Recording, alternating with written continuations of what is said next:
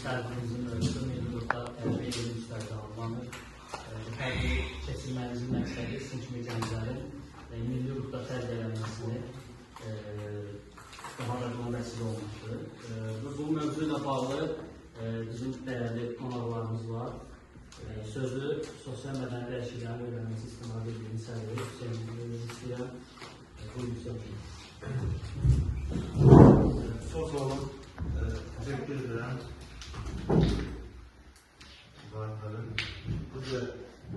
Bu rayonun həm icra hükümətinə təşəkkür edir və eyni zamanda məktəb rəhbərlərə təşəkkür edirik.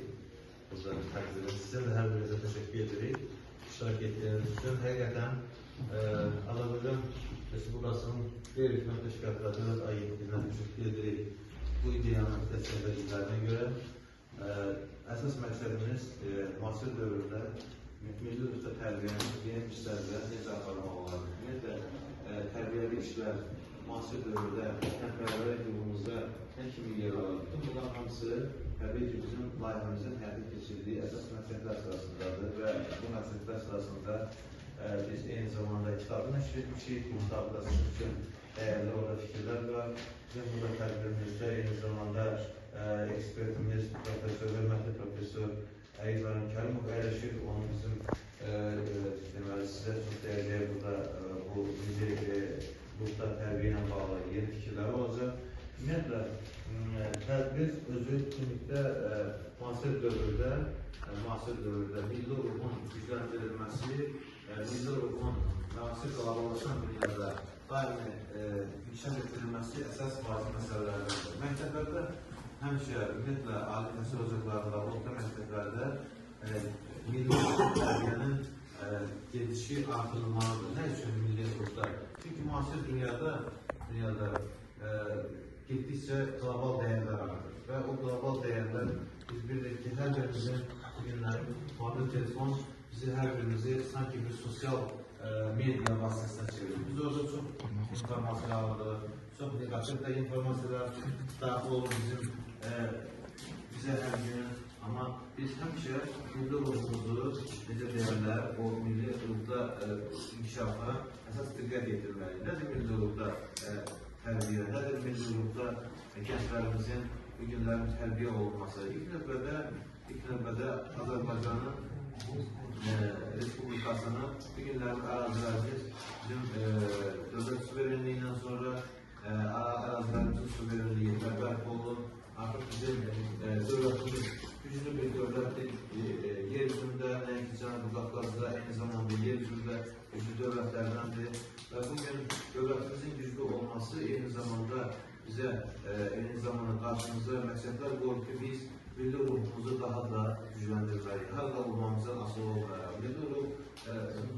Milli ruhun güclü olması eyni zamanda cəmiyyətin güclü olması deməkdir, dövlətin güclü olması deməkdir. Milli ruhun güclü olması milli adət-ənənələrimizə bağlılıq əks etdirir, dilimizə, özümüzü, hörmətimizə əks etdirir və eyni zamanda bizim milli ideyamıza bağlılığımızı özümüzə əks etdirir. Bizi milli ruhda tərbiyə harada yaşamamızdan asılı olmayaraq, harada təhsil almamızdan gələcəkdə asılı olmayaraq, bizim həmişə Azərbaycanlı olduğumuzu və Azərbaycan cəmiyyətinin, Azərbaycan dövlətinin həmişə təsvibini çəkməyi bizə qarşımıza məqsədlər qoyur.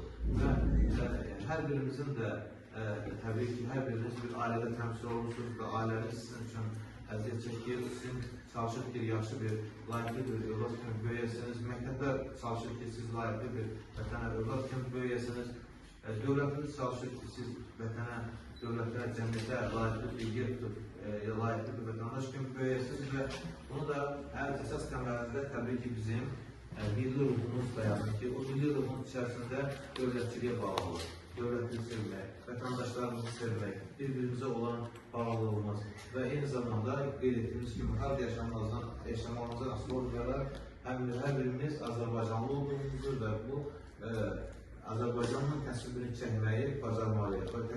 Təbii ki, müasir dövrdə qeyd etdiyimiz kimi qlobal dəyərlər, müxtəlif vasitələrlə, deməli, müxtəlif informasiyalar daxil olur cəmiyyətlərə və çalışırlar ki, cəmiyyətlərin dünyada milli ruhunu zəiflətsinlər. Ancaq biz həmişə onu necə deyirlər, uca tutmalı, möhkəm tutmalı, bacarmalıyıq. Bunun üçün də təbii ki, bizim ailə institutumuzun öz dəyərləri var, cəmiyyətimizin öz dəyərləri var, adət-ənənələri var. Biz onları həmişə qoruyub saxlamağı bacarmalıyıq. Eyni zamanda çalışdığımız peşədə, çalışdığımız yerdə öz biliklərimizi artırmalıyıq. Və nə qədər biz müasir dövrün biliklərinə, nə qədər çox dərindən yiyələnsək, o qədər biz güclü olarıq. Ancaq bu biliklərə yiyələnməklə bərabər biz milli ruhumuzu da həmişə artırmalıyıq. Və biz o kitabda öz əksini tapıb, Azərbaycançılığımızla bağlı, bizim ideyamızla bağlı, bizim ideya birliyimizlə bağlı, ümumiyyətlə cəmiyyətimizin daha da möhkəm, sağlam olması naminə bizim deməli, Azərbaycan vətəndaşı təsdiqkeşliyini, baxın, biz qoruyub saxlamaqla bağlı. Bizim dövlətimizin başçısı həmişə çıxışlarında da bildirir ki, Cənab İlham Əliyev modernləşmə ilə ənənəni qorumaq bizim əsas siyasətimizin əsas hədəfi olmalıdır, strategiyası olmalıdır. Bəli, biz nə qədər ənənəni qorumaqla deməli, modernləşməyə getsək, o qədər biz güclü olaraq. Ənənəni qorumaq üçün isə modernləşməyə getməyin ən əsası məhz milli ruh sözüdür. Milli ruh özündə çox məsələlər birləşdirir. Bu haqda bizim burada çox dəyərli professorumuz əyləşib, Əyib Məlik Kərimov həm də Azərbaycançılıq ideyası ilə bağlı araşdırmalar üzrə yaxşı tanınmış tədqiqatçı alimdir. Eyni zamanda bu milli ruhun artırılması, gücləndirilməsi istiqamətində həmişə öz məqalələri ilə, öz kitabları ilə, çıxışları ilə həmişə nəinki ölkə daxilində, həm də ölkədən kənarda bizim dövlətimizi və cəmiyyətimizi təmsil edən ziyalardandır. Mən istəyirəm sözü hörmətli Əyib Məlikə. Buyurun Əyib Məlikə.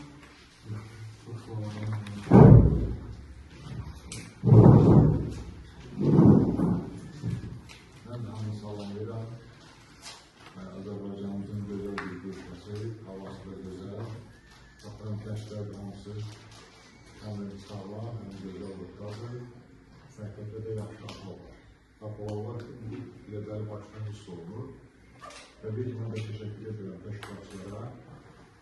Eyni zamanda bu layihəni dəstəkləyənlərə, həm dövlət səviyyəsində, həm qeyri-hökumət təşkilatları səviyyəsində və yerli icra hakimiyyət səviyyəsində. Bir şey vurğulamaq istəyirəm ki, elə bu dostların iştirakından istifadə edərək, vətəndaş cəmiyyətinin aktivliklarından biri elə bu cür təşkilatların, tədbirlərin keçirilməsidir. Vətəndaş mülki cəmiyyətin formalaşmasında bunların böyük olur. Burada bizim gələcəyimiz əyləşir, gənclərimiz əyləşir. İndi onlar olsun ki, bu və digər dərəcədə hələ bu kimi tədbirlərin əhəmiyyətini lazım səviyyədə qiymətləndirə bilməsinlər. Ancaq şuur altında bunlar oxuyuruz, gələcəkdə də bu mütləq həmən şuur altında olanlar üzə çıxır. Psixologiyanın qanunu. Sözümdə də vaxtda orta məktəbdə elə hamı olsa dəcəl olur. Amma o deyilənləri indi də xatırlayır. İndi də ayrı məktəblərdə mühazirə edəndə o dövrün məsələlərinə misal gətirir. Çünki nəzəriyyə ilə təcrübə rəhmətdə olanda maraqlı olur. O misallarla təsdiqlənəndə maraqlı olur. Bu kontekstdə milli ruh çox böyük əhəmiyyətə malik bir məsələdir. Milli mənəvi dəyərlərlə birbaşa bağlıdır. Gəlin görək bu milli mənəvi dəyərlər deyəndə birinci nə başa düşür? Orada nə aid milli mənəvi dəyərlər? Biz o kitabda var, kifayət qədər izah olunubdur. Amma mən qısa şəkildə sizə çatdıram, biraz aydınlıq olsun. Milli mənəvi dəyərlər birinci növbədə bizim elə milli ruhumuz var. İkinci növbədə bizim dini dəyərlərimiz aid, inanlarımız aid. Sonra adət-ənənələrimiz aid. Milli mənəvi dəyərlərə bizim dövlətçilik ənənələrimiz daxildir. Milli mənəvi dəyərlərə bizim milli mentalitetimiz daxildir. Məişət adət-ənənələrimiz daxildir. Mətbəx adət-ənənələrimiz daxildir. Və məsəl üçün, tələbələrə xaricə proqramlar var, göndərilib gedir xaricdə. Məsəl üçün, 6 ay bir sinirçi olub qayıdıb gəlir. Qayıdanda bir soruşur ki, siz orada əsas sizin de hansı məsələlər barədə söhbət edilir? Birinci növbədə milləti təmsil edən, bizim milləti fərqləndirən məsələlər var. Məsəl üçün, məktəbimiz barədə, bizim millətimiz, bizim xalqımız bəşəriyyətə hansı tövbələr verir, nələr verir, dövlətimiz, dövlətçiliyimiz, torpağımız, məkanımız, hansı görkəmli ailələrimiz var, onların xidmətləri nədən ibarətdir. Ümumiyyətlə, yadda saxlayaq ki, uşaqlar, vətənpərvərlik elə-belə yaranmır, milli elə-belə yaranmır. Əgər sən bilməyəndə ki, sənin ölkən, necə unikal ölkədir, onu bilməyəndən sonra, məsəl üçün, Afosta şəlaləsini görmək, Bilisu şəlaləsini görmək, ondan sonra Xızının dağlarını görmək, onun çayları görmək, məkanı görmək və onda o vətənpərvərlik hissləri o qədər güclü olmur. Çünki vətəni tanımırsan. Amma sən biləndə ki, sənin dünyanın ən o gözəl ilgin uşaqlarından biri sənin vətənində unikaldır, bütün ölkələrdə fərqli xüsusiyyətlər var. Sən biləndə ki, sənin vətənin, sənin torpağın bəşəriyyətə hansı görkəmli xadimlər verir. Məsəl üçün, sizdə Müşahid Müşfiq gələndə biz orada ilə keçdik, ona bir ruhi sağlığımız da verir. Yəni, demək istəyirəm ki, tanımayandan sonra vətəni də qiymətləndirmək çətindir. Məsəl üçün, biləndə ki, ilk olaraq 7-ci əsrdə Azərbaycanımızda Zərdüştlük kimi bir sistem yarar, fəlsəfi, dini sistem yarar. Və dünyanın çox ölkələri, dünya alimləri onun ideyalarından bəhrələnirlər. Məsəl üçün, hansı ideyalar? Xeyirxahlıq ideyalar. Ondan sonra mükəmməllik ideyası, zəhmətə sevgi ideyası, ondan sonra vətənə bağlılıq ideyası. Sonraki dövrlərdə bizim Nizami Gəncəmiz, ondan sonra Məhəmməd Füzulimiz, Xəbani Şirvanimiz, digər görkəmi, ondan sonraki mühafizlərimiz bu bəşəriyyətə hansı ideyalar verirlər. Bunları bilməyəndə vətənə bağlılıq da o qədər əhəmiyyətli olmur. Və indi də Selim müəllim çox yaxşı dedi ki, o qədər qloballaşma sürətini gedir ki, qlobal dəyərlərimizə sığmağa çalışırlar. Çünki bu, hamımızda bu var, telefon var, hamının evində televizor var və informasiya vasitələri da sürətlə gedir ki, o qədər bizə təqdim olur ki, məlumatlar. Biz bilmək bu məlumatların təzyiqi altındır. Şuurumuz kifayət qədər də manipulyasiyaya uğramağa, ümumiyyətlə insan şuuru manipulyasiyaya uğramağa meyillidir. Bu təcrübədən də, psixoloji təcrübələrdə də bu sınıf olunur, ondan sonra elmi fəlsəfi təcrübələrdə də bu sınıf olunur. Bu saat dünyanın güc mərkəzləri dünya xalqlarının şuurunun manipulyasiyasına məşğullar. Öz maraqlarına uyğun şəkildə. Öz maraqlarına uyğun şəkildə. Və o texnologiyalar işlənib hazırlanır. Onu da bizə bu telefonlar vasitəsilə, ondan sonra kütləvi informasiya vasitələrindən, müxtəlif şəbəkələrlə bizə sırayırlar. Və mən deyərdim ki, müəyyən dərəcədə də nail olublar. Mən bir-iki rəqəm deyil, statistik rəqəm. Təsəvvür edin ki, uşaqlar, deməli, 22-ci ildə boşanmaların sayı, ailələrin dağılmasının sayı olub 12.500. Amma 24-cü ildə olub, deməli, 25.200. 25.200. Nədir bu? Tədqiqat aparlar çıxar. Deyir, ailə nəyə lazımdır? Ondan sonra hər kəs öz üçün yaşasın. Öz dəyərləri ilə yaşasın. Sual olunur. O təlimatın qurbanı olanlar, sizi, ana sizi qayğı göstərir, ondan yüksəldir, o səviyyəyə çatır. Mən televiziyada çıxışlarında deyir. İctimai televizyada mübarizədə çıxış eləmişəm, Askerdə də çıxış eləmişəm. Məsələn, heç kim ancaq danışmır ki, mən övladım basit bir 5 alanda valideyn sirrəyinə sıxanda hansı həzzi yaşayır. Onu heç kim demir. Niyə? Çünki onlara səhv edir.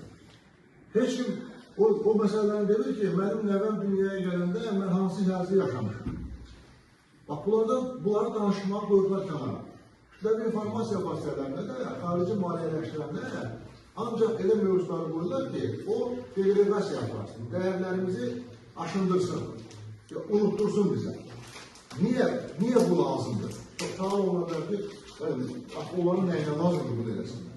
Məsələ burasındadır ki, sən o ideyaları mənimsəndə, milli mənəvi dəyərlərə sahib olanda, səni kosmopolit edə bilməzlər. Sabahları səndən ölkənə qarşı, vətənə qarşı istifadə edə bilməzlər. Bax, bunu aradan qaldırmaq. Dünya nə deyir? Dünya deyir ki, mən güclüyəm, bunu verirəm, mən dediyimi elə. Vətən haqqında düşünmə, xalqın haqqında düşünmə, xalqın haqqında düşünmə. Sən artıq bunu verirəm, elə də müdafiə etmək. Bunu formalaşdırmağa çalışırlar. 44 illik müharibədə də Azərbaycan xalqının iradəsini gördülər, milli ruhunu gördülər. Belə xalq unikaldır, az xalq. Məsəl üçün, fikirləşin, mən sizə deyim ki, 2-ci Dünya müharibəsində Fransa xalqı elə bilirlər ki, kino çəkilir küçələr. Almanlar işgal edir Fransanı. Elə bilirlər kino çəkilir. Sonra da razılaşma çıxıb gelib sakitdir. Amma indi görürlər ki, bu 21-ci əsr, 2025-ci ildə belə bir xalq qalxdı ayağa, hamısı bir ideya ətrafında birləşdi və düşməni qoşunlarını darmadağın edərdi. 30 ildən sonra öz suverenliyini bərpa edərdi tam şəkildə. Hamı bir yumruq kimi doğrudan da birləşdi. Televizorda görürdünüz, hər yerdə görürdünüz. Uşaqdan böyüyə qədər hamı bir ideya ətrafında birləşdi. Vətən azad olmalıdır. Mən burada xeyli təbazına gəldim olsa da deyim ki, vətən müharibəsi anlayışı dövrəyə məsələ.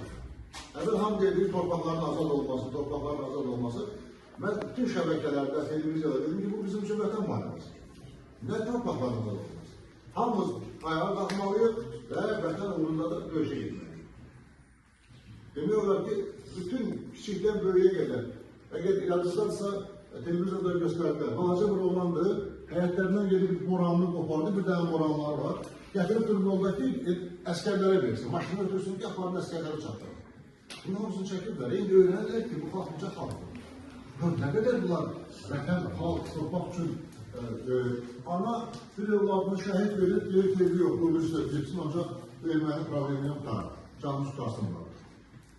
Yəni, belə xalq, ona görə də belə xalqın gələcəkdə müqavimətini qırmaq üçün, asanlıqla gəlib sərvətlərimizin üzərində ağalıq etmək üçün, özümüz üzərində ağalıq etmək üçün milli mənəvi dəyərləri, ailə dəyərlərini, torpağa bağlılığı, vətənpərvərliyi aşındırmaq lazım. Bax, bu kontekstdə də milli ruh mühüm əhəmiyyət alır. Çünki insan milli ruhu olmayandan sonra o bilirlər hamısı qarı kölgədir. Və mən sizə deyim, məsəl üçün, bax, mən o qələbələr dövründə mən də sosial şəbəkələrdə fəal iştirak edirəm. Mən bir yazı orada çap verdim, paylaşdım. Yazının canı nə idi? Əslində, həmən müharibədə çaldığımız qələbə bizim qəhrəmanlıqlarla zəngin genetik kodumuzu təsdiq edir. Yəni, adlı xalqımızın, mən özüm 1-ci Qarabağ müharibəsində gönül dəstənin komandır olmuşum. Bu vaxtda yazı cüzündə döyüşmüşüm. Mən görmüşəm o milli ruhu. Yəni, o vaxtda milli ruhu yüksək idi. Təsəvvür edin ki, o tüfəngləri ilə biz gelib Plovdivin avtomatının qabağına çıxmışıq. Bu xalq, belə xalq yoxdur dünyada. Belə xalq yoxdur ki, bu boyda belə rəşadətli göstərsən. Düzdür, o dövrdə, indikindən də çox şəhid verdik. 10 bindən çox şəhid verdik. Amma onların havadarları çox olduğuna görə, lazım səviyyədə silahlarımız olmadığına görə təbii ki, torpaqlarımızın 20 payını işgal edir. Demək istəyirəm ki, bizim xalqımız genetik cəhətdən qəhrəman. Sadəcə olaraq, müəyyən zaman və məkan çərçivəsində bu edilən məsələdə qarşısına ola bilərdir. Amma son anda yenə o qəhrəmanlıq ruhu üstürdü və xalq bir yumruq kimi birləşdi və gördüyümüz kimi 44 günlük müharibədə möhtəşəm qələbə çaldı. İndi hamımız o torpaqlara gedirik, mədəfələrlə getmişəm. Yəni sizdə nə gedənlər var ya, məktəbdə də yəqin təşkilat olur. Böyük ərazimiz var, gözəl ərazimiz var. Oradakı saf sular, gələcəkdə sizə xidmət edəcək. Siz gedib orada gezəcəksiniz, oranın nimetlərini sizin özünüzün, ondan sonra gələcəkdə övladlarınızın sağlam böyüməsi. Deməli 25.200. 25.200. Nədir bu? Tədqiqat aparlar tutar. Deyir, ailə nəyə lazımdır? Ondan sonra herkes öz üçün yaşasın, öz dəyərləriyle yaşasın. Sual olunur, o təlimatın qurbanı olanlar və sizin ata, ana, sizin ayrı göstərir, ondan yüksəldi, bu səviyyəyə çatır. Mən televiziyada çıxışlarında deyim, İctimai televizyada mübarizədə çıxış eləmişəm, Askerdə də çıxış eləmişəm. Məsələn, heç kim ancaq danışmır ki, mən övladım basit bir 5 alanda, valideyn sirəyinə sıxanda hansı həzzi yaşayır. Onu heç kim demir. Niyə? Çünki onlara səhv edir. Heç kim o məsələni demir ki, mənim nəvəm dünyaya gələndə mən hansı həzzi yaşamışım. Bax, bunları danışmağa qoyurlar kənara. Kütləvi informasiya vasitələrində də, xarici maliyyələşdirəndə ancaq elə mövzuları qoyurlar ki, o deqregasiya yaparsın, dəyərlərimizi aşındırsın, unuttursun bizə. Niyə bu lazımdır? Sual olanlar ki, onların nəyinə lazımdır bunu eləsinlər. Məsələ burasındadır ki, sən o ideyaları mənimsəndə, milli mənəvi dəyərlərə sahib olanda, səni kosmopolit eləyə bilməzlər. Sabahları səndən ölkənə qarşı, vətənə qarşı istifadə edə bilməzlər. Bax, bunu aradan qaldırma. Dünya nə deyir? Dünya deyir ki, mən güclüyəm, pul verirəm, mən dediyimi elə. Vətən haqqında düşünmə, xalqın haqqında düşünmə, ailən haqqında düşünmə. Sən artıq pul verirəm, elə də mütabik etdir. Bunu formalaşdırmağa çalışırlar. 44 bilim müharibədə də Azərbaycan xalqının iradəsini gördülər, milli ruhunu gördülər. Belə xalq unikaldır, az xalqdır. Məsəl üçün, fikirləşin, mən sizə deyim ki, 2-ci Dünya müharibəsində Fransa xalqı elə bilirlər ki, kino çəkilir küçələr. Almanlar işgal edir Fransanlar. Elə bilirlər kino çəkilir. Sonra da razılaşma çıxıb gelib sakitdir. Amma indi görürlər ki, bu 21-ci əsr, 2025-ci ildə belə bir xalq qalxdı ayağa, hamısı bir ideya ətrafında birləşdi və düşməni qoşunlarını darmadağın edərdi. 30 ildən sonra öz suverenliyini bərpa elədi tam şəkildə. Hamı bir yumruq kimi doğrudan da birləşdi. Televizyonda görürdünüz, hər yerdə görürdünüz. Uşaqdan böyüyə qədər hamı bir ideya ətrafında birləşdi. Vətən azad olmalıdır. Mən burada xeyli təbəzzəkərlər olsa da deyim ki, vətən müharibəsi anlayışı dövrəyə məsaj. Əvvəl hamı deyir torpaqların azad olması, mən bütün şəbəkələrdə, televiziyada dedim ki, bu bizim üçün vətən müharibəsi. Nə torpaqların azad olması? Hamımız ayağa qalxmalıyıq və vətən uğrunda da döyüşə getməliyik. Demək olar ki, bütün kiçikdən böyüyə qədər, əgər yadınızdadırsa, televizyonda göstərdilər, balaca bir oğlandır, həyətlərindən gedib boranını qopardı, bir dənə boranları var. Gətirib durub yoldakı əskərlərə versin, maşını ötürsün ki, aparın əskərlərə çatdırır. Bunun hamısını çəkiblər, indi öyrənirlər ki, bu xalqlıca xalqdır. Nə qədər bunlar vətən, xalq, torpaq üçün ana bir evladını şəhid verir, deyir ki, evi yox, ölürsə getsin, ancaq vermənin problemi yoxdur, canını tutasınlar. Yəni, belə xalq, ona görə də belə xalqın gələcəkdə müqavimətli qırmaq üçün, asanlıqla gəlib sərvətlərimizin üzərində ağalıq etmək üçün, özümüz üzərində ağalıq etmək üçün milli mənəvi dəyərləri, ailə dəyərlərini, torpağa bağlılığı, vətənpərvəri aşındırmaq lazım. Bax, bu kontekstdə də milli ruh mühüm əhəmiyyət alır. Çünki insan milli ruhu olmayandan sonra ömürlər hamısı qalib gölgəlir. Mən sizə deyim, məsəl üçün, bax, mən o qələbələr dövründə, mən də sosial şəbəkələrdə fəal iştirak edirəm. Mən bir yazı orada çap verdim, paylaşdım. Yazının canı nə idi? Əslində, həmən müharibələrimiz, çaldığımız qələbə bizim qəhrəmanlıqlarla zəngin genetik kodumuzu təsdiq edir.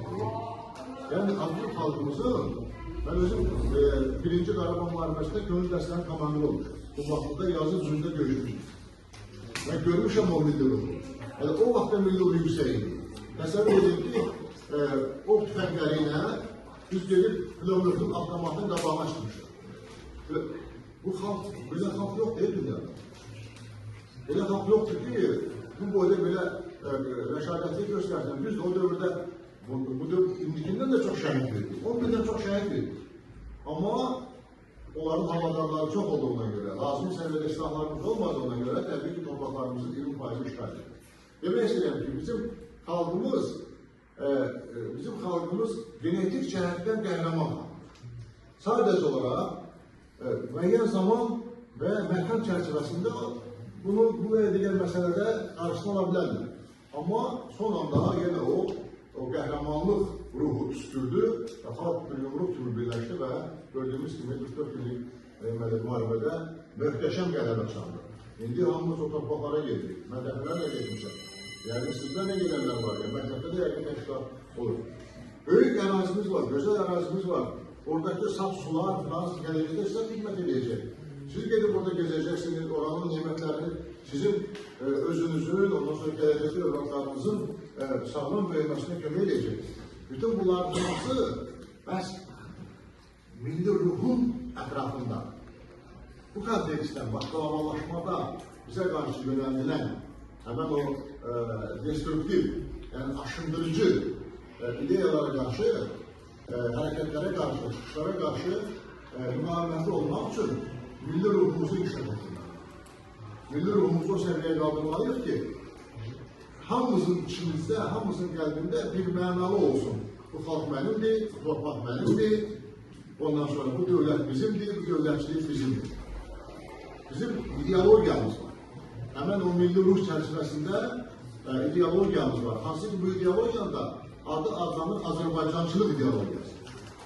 Bu vaxtıyla elə onun şeirləri tarifi qatlardan gəlir. Nizamidə də olub, Füzulidə də olub, ondan sonra Sərkərdələri, ondan sonra Azərbaycan tarixindəki o sülalələr, böyük dövlət, Şah İsmail Xətai və s. və ilə gəlir. Sonra bu müasir səviyyəyə uyğun tarixçilərimizdə yüksəlik formalaşır. Demokratik Cumhuriyyət dövründə artıq rəsmi formalı, deməli, İslamçılıq, Türkçülük, müasirlik, ideologiyamız. Heydər Əliyev ümumi liderimizdə hakimiyyətə gələndən sonra bu daha da sistemləşdirdi, rəsmi dövlət ideologiyası səviyyəsinə qaldı. Azərbaycançılığın da tərkibində elə dövlətçilik mənəviləridir, dövlətçilik ideologiyasıdır, dövlətçilik psixologiyasıdır, milli mənəvi dəyərlərimizdir, dini dəyərlərimizdir və s. və ilə. Məntiqi baxımdan da dini kontekstdən də araşdıranda bizim əlimizdə tutarlı məntiqi faktlar var. Elə götürək dini. Dünya, mən başqa ölkələrdə də mühasirə oxuyuram, Hristiyanlarla da fikir mübadilələrim olub, kifayət qədər. Məntiqlə gəlin danışın. Tək Allah'ımız gəlin, birinci Yahudiyyə olub, Yahudilərdə olub. Sonra Hristiyanlıq meydana gəlib, ondan 500-600 il sonra. Sonra da İslam, bizim dinimiz gəldi. Məntiqlə olanda da, əgər hamı bu dinlərin, səmami din, Allah tərəfindən göndərilən din kimi qəbul edirsə, axırıncı din, Allahın axırıncı göndərdiyi kitab Quran-ı Kərimdir. Peyğəmbərimiz Məhəmməd Peyğəmbərə Cəbrail vasitəsilə nazil olub. 610-cu ildə ilk dəfə 5 ayə nazil olub və bununla da məntiqlə baxanda da axırıncı din, axırıncı kitab bizimkidir. Buradan da əsas gəlir ki, bəli, onda gəlsən istəyirsənsə, sən bunu qəbul edilmişsənsə, sən bizim dilən qayıtmalısan, bizim dilən gəlməlisən. Bu kontekstdən də dinimizin hörmətini satmaq üçün, İslamofobiya yaratmaq üçün dünyanın müxtəlif ölkələrində xüsusi təşkilatlar fəaliyyət göstərir. Bizim də bugünkü çıxışımızın əsas məqsədi odur ki, gələcəyimiz sizsiniz. Sizin içinizdə milli mənəvi dəyərlər, milli ruh o dərəcədə yüksək olmalıdır ki, bizi heç kim yoldan çıxara bilməsin. Müəyyən xərqli, ondan sonra pul və vasitələri ilə, digərləri ilə olur. O dəyərləri lazım səviyyədə olmayan insanlar tez düşürlər başqa ölkələrin, ondan sonra agenturaların, şəbəkələrin təsirinə və öz xalqına qarşı onlardan istifadə edir. Məsələn üçün, mən həmişə deyirəm, mən universitetdə dərs edirəm. Deyirəm ki, yaxşı, bu yaxşı, bu texnologiyanı yaxşı bilir. Nə bilim, informasiya vasitələrinin müdafiəsini yaxşı bilir. Əgər bu vətənpərvər deyilsə, onun bildiyi mənəyə lazım. O gelib kimizə xidmət edəcəksə, kosmopolitdirsə, mənə harada pul versə, olan mənə vətəndir deyirsə, onun bu vətənə nəfir olacaq. Bir dənə bomba düzələcək, orada verəcək ermələrə pul verəcək, atacaq bizə. Amma o içində vətən dəyərləri, milli ruh oturan heç bir kəs ona getməz. Nə qədər pul da versələr, vəsait də versələr, mümkün deyil. Bax, bu təşkilatında, ondan sonra bizim də ora gəlmək misyamız ondan ibarətdir ki, Siz gençlərdə milli ruhu səviyyəyə yüksəlsin ki, o kosmopolit ideyaların təsiri altına düşməyəsiniz. Milli ruhumuzun ruhunda, milli mənəvi dəyərlərimizin ruhunda, bax bu kitabda sizə o yolda bir növ vasitəçi olacaq, ondan sonra bələdçi olacaq, ondan da istifadə edə bilərsiniz və yadda saxlayın bir mənalı şəkildə mən deyirəm. Mən doktoranturada qəbul imtahanı edirdim, fəlsəfədə. Bax, yüksək biliyə malik olur. Nizami Gəncəvi tanımırsan, ona 2 yazın. Görüm sənin gəlirlər ki, bu texnikanı qəşəng bilir. Tam bir deyil qoy. Görün bu göstərən tam duyulmuşsundur. Məni birinci növbədə vətəndaş lazım. Birinci növbədə bu vətəni sevən oğul lazımdır. Ev yox, biri yazıla bilər. Amma vətənpərvərliyi, milli mənəvi dəyərlərin sahibliyi lazım səviyyədə deyilsə, o gələcəkdə heç də öz xalqına, vətəninə xidmət edən şəxs kimi böyük verirlər. Bu nöqteyi nəzərdən sizə bu sahədə biliklərinizi artırmağı tövsiyə edirəm. Tövsiyə edirəm ki, o kitabları da, təqdim olan kitabları yaxşı oxuyasınız və bu istiqamətdə filmlərə baxasınız və soruşuyor tələbələrə. Atını qaşırma baxmıyor. Nə bilim, Nizami Gəncəvinin baxmıyor, filmlərə baxmıyor. O da bu baxmıyor, Avropada hansısa filmlərə, İngiltərədə hansısa filmlərinə. Bütün bunların konunda qoruyub saxlamaq bizim misyonumuzdur. Sizə ötürmək, gələcəkdə də sizin misyonunuzdur. Diqqətinizə görə təşəkkür ederim.